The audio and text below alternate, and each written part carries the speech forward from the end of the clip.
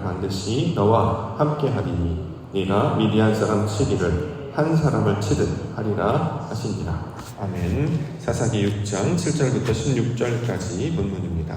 큰 용사여 여호와께서 너와 함께 계시도다. 큰 용사여 여호와께서 너와 함께 계시도다 라는 말씀의 제목입니다. 자, 오늘부터는 기드온이라는 사사에 대해서 살펴보고자 하는데요. 12절에 나와 있습니다. 12절 여호와의 사자가 기드온에게 나타나 이르되 큰 용사여 여호와께서 너와 함께 계시도다 하며. 자, 이스라엘 자손이 미디안으로 말미암아 어려움을 당하고 있는 상황이었습니다. 이때 하나님은 기드온이라고 하는 사람을 사사로 세우셔서 이스라엘을 구원하게 해주셨습니다. 자, 이 말씀을 통해서 우리가 가장 먼저 깨달을 수 있는 교훈은 하나님은 우리를 고통과 시험 가운데 그냥 내버려 두시지 않는다라는 것이죠.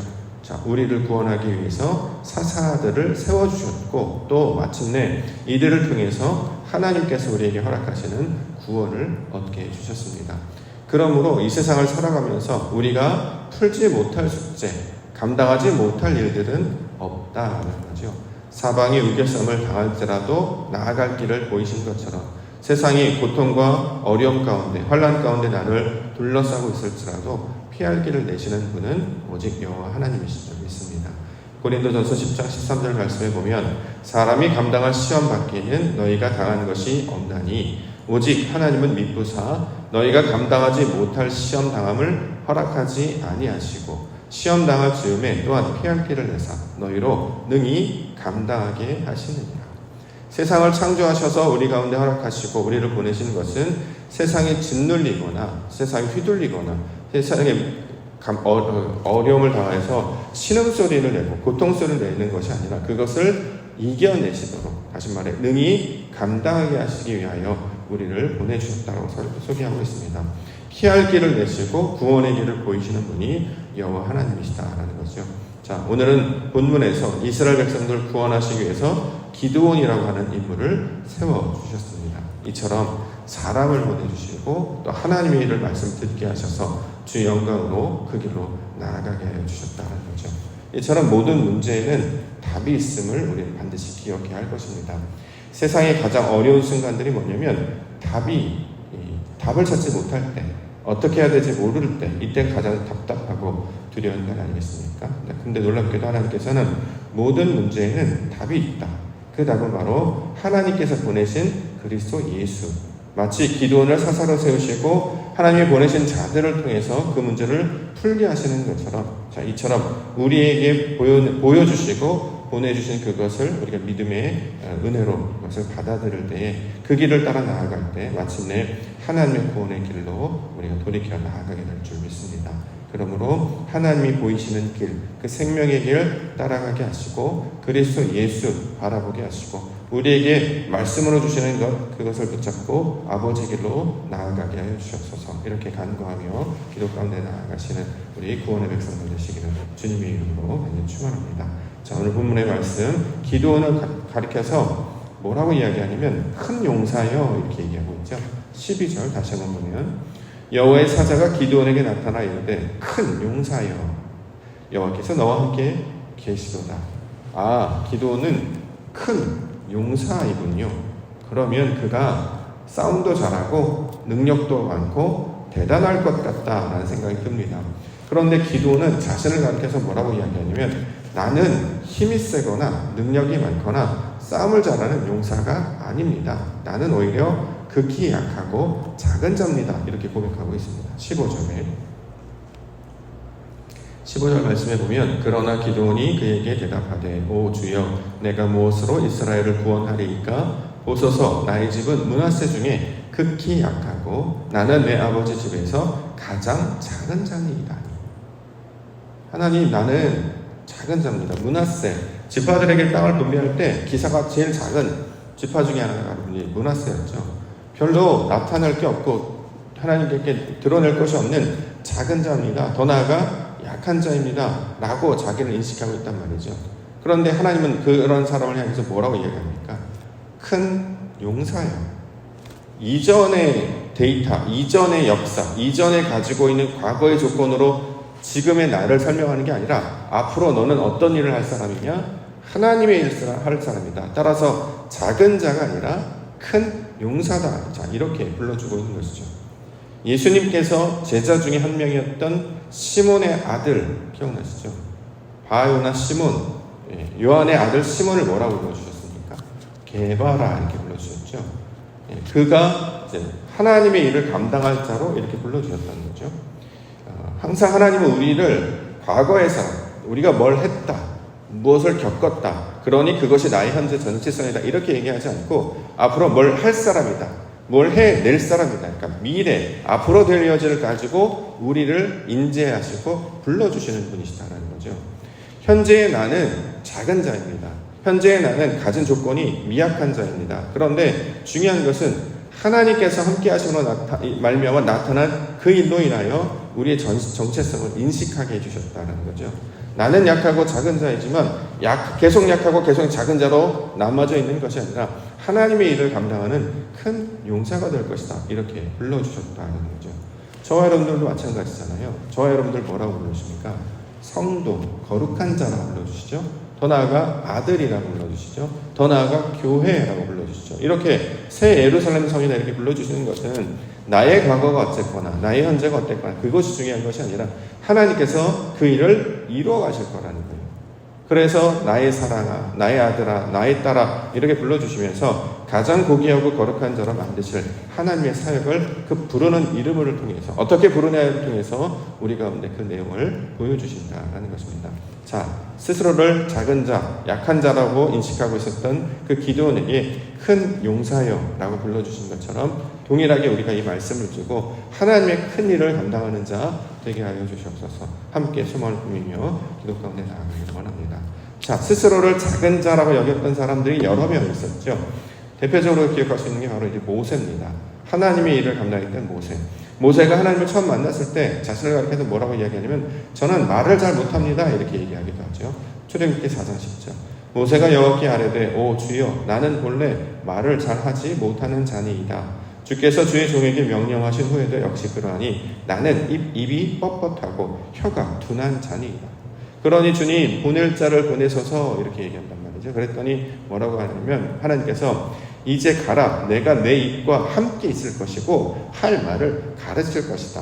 여호와께서 모세를 향하여 노아에 이르시되 레위 사람 내 형 아론이 있지 아니하냐 그가 말 잘하는 것을 내가 아노라. 그가 너를 만나러 나오나니 그가 너를 볼 때에 그의 마음에 기쁨이 있을 것이라. 너는 그에게 말하고 그의 입에 할 말을 주라. 내가 내 입과 그의 입에 함께 있어서 너희들이 행할 일을 가르치리. 하나님께서 가르쳐 주신다는 거예요. 그럼 우리는 어떻게 하면 되냐면 배우는 자가 된다는 거죠. 이걸 신약에서는 제자가 된다라고 설명하고 있습니다. 우리를 가르치시는 분은 하나님이시고 배우는 역할은 우리가 감당하는 것입니다. 그러므로 앞으로 어떤 일을 해야 하냐면 하나님이 가르치시고 우리가 배우는 자가 되면 능치 못할 일이 없게 된다는 거죠. 내가 작은 자다, 연약한 자다라고 인식하는 것은 세상의 기준이잖아요. 나는 글이 짧습니다. 글을 잘 읽지도 못하고 나는 가진 재물도 별로 없고 가진 능력도 없으는 건 세상의 기준이잖아요. 그런데 하나님의 일을 하는 사람은 세상이 가지고 있는 능력이나 조건으로 일하는 것이 아니라 하나님께서 가르쳐 주시고 하나님께 공급해 주시는 그 능력으로 감당하게 하신다는 거죠. 마치 이걸 이제 신약에 보면 군사로 모집했다 이렇게 얘기하잖아요. 군사로 모집했던 자가 내가 칼이 있어야 된다, 총이 있어야 된다 생각하고 내가 옷이 있어야 된다 생각하지 않죠. 다 공급해 줍니다. 옷도 주고요. 군대를 가면 옷도 주고 먹을 것도 주고 싸울 무기들도 줘요. 이렇게 주는 것으로 공급받아서 감당하는 것이지 네가 있는 그것으로 감당하게 하실 것이 아니다라는 거죠. 자, 이처럼 작은 자, 부족한 자였으나 하나님께서 가르치시고 또 함께 하시고 인도해 주셔서 하나님의 사역을 감당하는 그 선지자로 세움받은 자가 바로 모세였습니다. 그 모세와 같은 일들로 우리와 저와 여러분들을 인도해 주실 줄 믿습니다. 신약에서는 이렇게 자신을 작은 자로 여겼던 자가 또 있죠.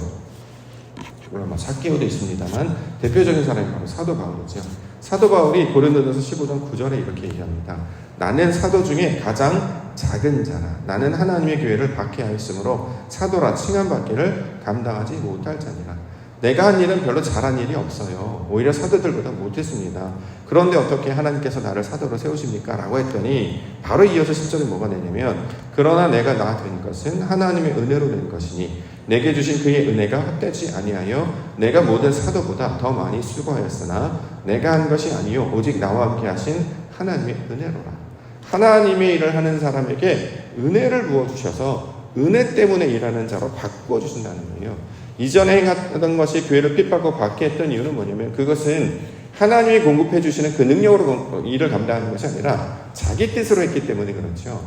자기가 가지고 있는 자기 열심, 자기 생각, 자기 가치관 하다 보니까 아버지의 일을 세우는, 교회를 세우는 일보다 오히려 핍박하고 박해하는 일이었다는 거죠.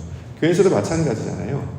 열심을 갖는 건 좋은데 자기 열심을 가진 자들은 다른 사람 마음을 아프게 한단 말이죠.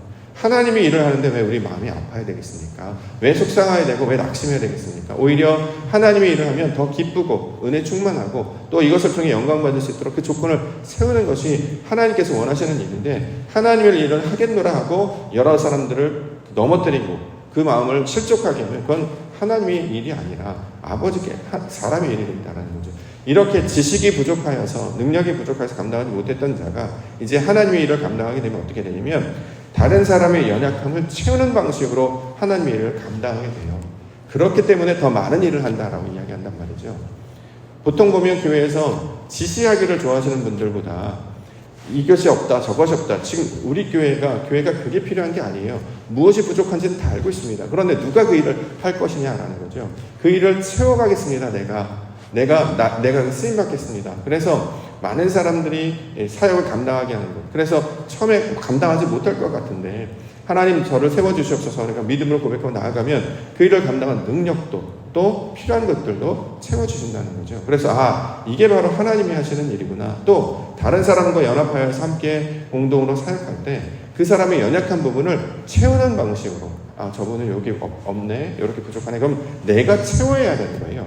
내 것을 그대로 채우는, 반대로 하는 게 아니라 내가 그의 연약함을 채우는 것. 자, 이게 바로 하나님의 일을 감당하는 자의 모습이 된다라는 것이죠. 자, 이처럼 작은 자, 부족한 자를 하나님의 일하는 사람으로 바꿔주시면 이걸 큰 일을 하는 자 또는 오늘 본문에서 큰 용사 이렇게 번역을 했죠. 성경에서 크다라고 하는 개념을 말씀을 드렸는데 크다는 하나님의 일을 담는 것. 큰 것은 하나님의 것, 작은 것은 우리 것이잖아요. 우리는 원래 작은 것이었는데 우리가 큰 것을 받아들여서 우리도 무슨 일을 하느냐? 큰 일을 한단 말이죠. 그래서 사도행전에 그 성령의 역사가 나타나면 하나님의 큰 일을 말한다. 자, 사람들이 이제 자신의 일을 말하지 아니하고 하나님의 일을 말하기 시작했어요. 그렇기 때문에 큰 일을 말한다라고 이야기하고 이 용사라는 개념도 이제 싸운다라는 개념인데 싸우는 거 영적 전투를 말하는 거잖아요. 자꾸 내가 주도권을 가지고 내가 스스로 왕이 되어서 내가 심판자가 되고 내가 자꾸 머리가 되려고 하는 그것과 싸워서 그들의 손과 발이 되어줌으로 함께 울고 함께 슬퍼하며 그들 손과 발이 되어줌으로 그들을 구원해 내는 것. 자, 이런 일을 감당하는 것을 성경 사실은 큰 용사의 개념으로 말씀하고 있다는 거죠. 그 일을 어떻게 해야 감당할 수 있느냐? 오늘 결론은 여호와께서 함께 하심으로 16절에 나왔습니다. 여호와께서 그에게 이르시되 내가 반드시 너와 함께 하리니 내가 미디안 사람 치기를 한 사람을 치듯 하리라 하시니라. 그래서 신앙은 능력을 감당하는 것에 있는 것이 아니라 신앙은 오래 참는 것에 그 능력이 있습니다. 사람의 눈으로 보면 잘 안 되잖아요. 우리 뜻대로 안 된단 말이죠. 왜 저게 안 될까? 거기에 화를 내고 짜증을 내고 그래서 막 지시하고 명령한 그게 아니라 계속 기다리는 거예요. 도와주고 할 수 있도록 계속 기다리는 이게 신앙입니다. 자신의 뜻대로 되지 않는다고 해서 비난하고 욕하고 그렇게 다그치고 잔소리하고 이렇게 해서 변하는 게 아니고 그가 깨달을 때까지 계속 옆에서 함께하고 지켜보는 거예요. 기다리고 더 나아가 도울 기회가 있으면 그때마다 놓치지 않고 돕는 것. 그래서 스스로 일어날 수 있도록. 그래서 어린아이를 억지로 손을 잡고 막 일으키는 것이 아니라 그가 안정하고 그가 스스로 힘을 내어서 그가 잘하면 저절로 일어나지 않습니까? 아이가 잘 먹이고 잘 키우면 스스로 알아서 일어나고 나중에는 손을 잡을 수 없을 정도로 너무 빨라가지고 쫓아다니지 못할 정도로 힘이 넘친단 말이죠. 잘 건강하게 보살피면 먹을 것을 잘 먹이고 잘 입히고 보살피면 스스로 성장하여서 그 일을 감당하게 된다라는 것이죠. 그때 그 필요한 사랑과 은혜를 공급하는 일을 신앙의 일로 하나님이 우리를 먹이시고 입히시고 가르치신 것처럼 그 동일한 일을 감당한 자로 불러주셨다라는 것입니다. 우리에게 신앙적인 것, 나는 가진 조건이 없는데 이걸 따지는 게 아니에요. 하나님께서 우리를 어떻게 불러주셨느냐. 제가 목사가 된 것은 능력이 있어서 조건이 좋아서 목사가 된 게 아니라 하나님께서 그렇게 만들어 가실 것이기 때문에 그렇게 해서 소망을 갖게 하셨단 말이죠. 그래서 기대합니다. 지금은 잘 하지 못하더라도 내 가진 조건이 미약하더라도 하나님의 말씀을 잘 따라가고 잘 배우면 하나님께서 기뻐하는 그 목사가 되겠구나. 마찬가지로 성도도 권사도 앞으로 세우실 장로님들도 조건이 갖춰져서 그렇게 세운 것이 아니라 그러한 자들로 만들어 가시겠다는 약속 아니겠습니까? 자, 이것을 우리가 함께 기대하며 나아갈 때에 하나님의 놀라운 그 임재를 경험하게 될 줄 믿습니다. 중요한 것은 약속을 받는 자가 된다는 거죠. 자, 용사여 여호와께서 너와 함께 계시도다. 이 말씀의 약속을 우리 마음 가운데 함께 새기며 우리의 약속으로 받는 우리 믿음의 고백이 있는 시간이 되기를 원합니다. 기도원과 같이 저와 여러분들도 부르시고 세워주신 줄 믿습니다. 그러면 능히 감당하게 해주시옵소서. 그 과정을 통해 우리 하나님께서 하시는 그 놀라운 영광을 맛보게 하여 주시고 오직 그리스도 예수를 따라 하나님의 순종하는 죄 믿음의 백성, 믿음의 용사 되게 하여 주시옵소서. 이렇게 함께 기도하며 기도 가운데 나아가시는 우리 믿음의 성도님들 되시기를 주님의 이름으로 축원합니다. 기도하겠습니다.